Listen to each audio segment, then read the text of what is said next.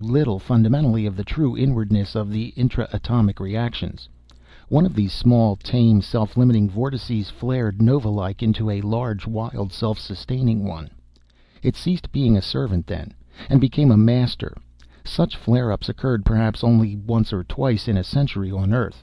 The trouble was that they were so utterly, damnably permanent that they never went out, and no data were ever secured, for every living thing in the vicinity of a flare-up died. Every instrument and every other solid thing within a radius of 100 feet melted down into the reeking, boiling slag of its crater.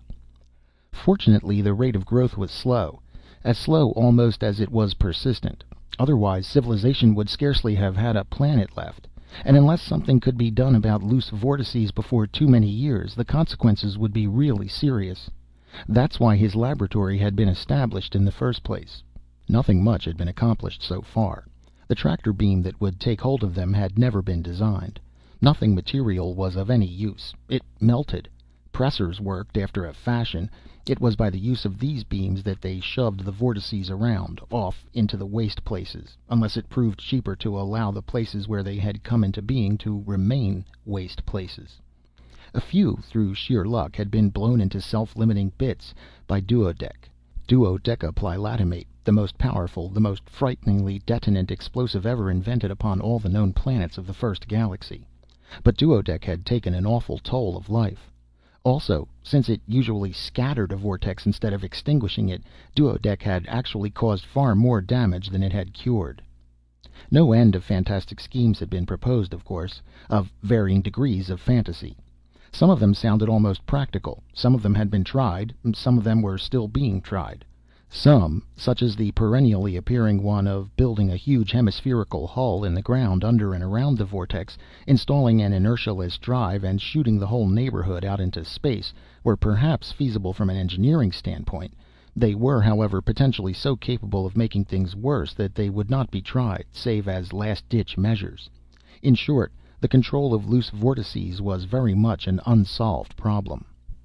Number 1 vortex, the oldest and worst upon Tellus, had been pushed out into the Badlands, and there at 8 o'clock on the 10th, Cloud started to work upon it. The lookout station, instead of being some such ramshackle structure as might have been deduced from the lensman's casual terminology, was in fact a fully equipped observatory. Its staff was not large. 8 men worked in 3 staggered 8-hour shifts of 2 men each. But the instruments! To develop them had required hundreds of man-years of time and near miracles of research, not the least of the problems having been that of developing shielded conductors capable of carrying truly, through 5-ply screens of force, the converted impulses of the very radiations against which those screens were most effective.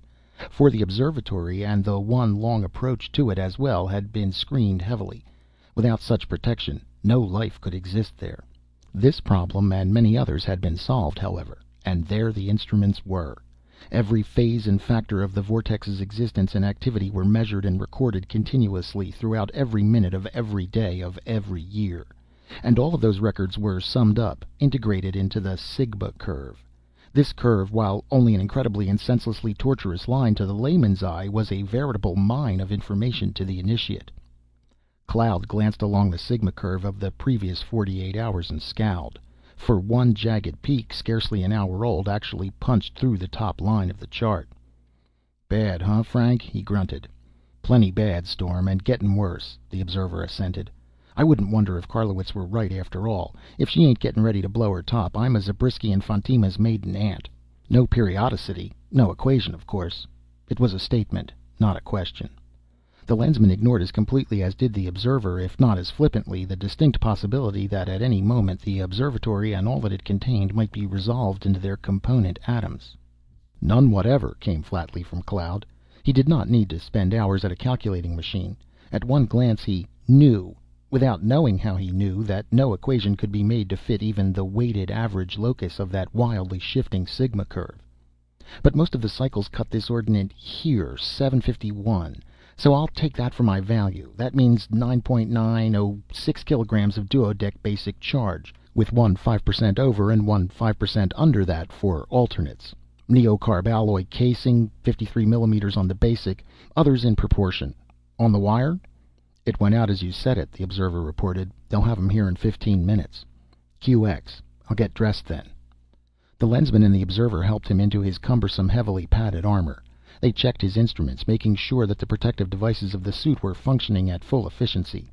Then all three went out to the flitter, a tiny speedster, really a torpedo bearing the stubby wings and the ludicrous tail surfaces, the multifarious driving, braking, side, top, and under jets so characteristic of the tricky, cranky, but ultra-maneuverable breed.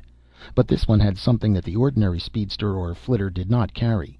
Spaced around the needle beak there yawned the open muzzles of a triplex bomb thrower. More checking.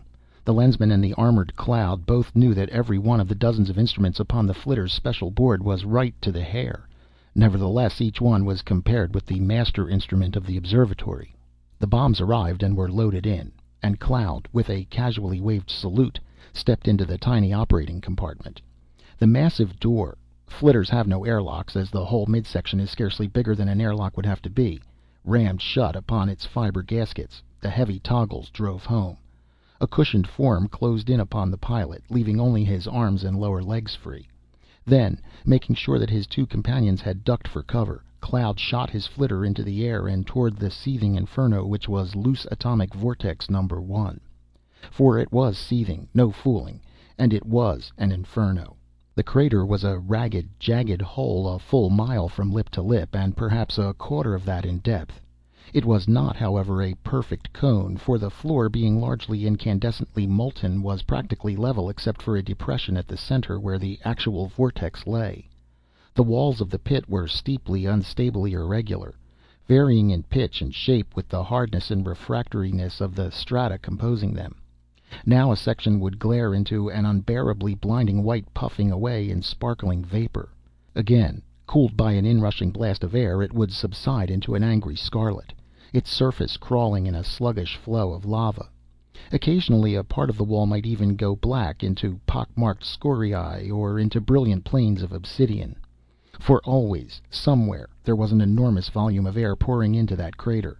It rushed in as ordinary air. It came out, however, in a ragingly uprushing pillar, as something else. No one knew, or knows yet, for that matter, exactly what a loose vortex does to the molecules and atoms of air. In fact, due to the extreme variability already referred to, it probably does not do the same thing for more than an instant at a time. That there is little actual combustion is certain. That is, except for the forced combination of nitrogen, argon, xenon, and krypton with oxygen. There is, however, consumption. Plenty of consumption. And what that incredibly intense bombardment impinges up is altered. Profoundly and obscurely altered, so that the atmosphere emitted from the crater is quite definitely no longer air as we know it.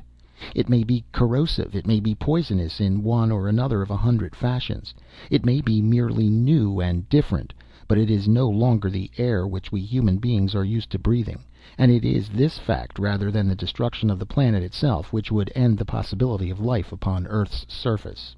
It is difficult indeed to describe the appearance of a loose atomic vortex to those who have never seen one, and fortunately most people never have. And practically all of its frightful radiation lies in those octaves of the spectrum which are invisible to the human eye. Suffice it to say, then, that it had an average effective surface temperature of about 15,000 degrees absolute, 2 1/2 times as hot as the sun of Tellus, and that it was radiating every frequency possible to that incomprehensible temperature, and let it go at that. And Neil Cloud, scurrying in his flitter through that murky, radiation-riddled atmosphere, setting up equations from the readings of his various meters and gauges, and solving those equations almost instantaneously in his mathematical prodigy's mind, sat appalled. For the activity level was, and even in its lowest dips, remained far above the level he had selected. His skin began to prickle and to burn. His eyes began to smart and to ache. He knew what those symptoms meant. Even the flitter's powerful screens were not stopping all the radiation. Even his suit screens and his special goggles were not stopping what leaked through. But he wouldn't quit yet. The activity might, probably would, take a nosedive any instant. If it did, he'd have to be ready. On the other hand, it might blow up at any instant, too.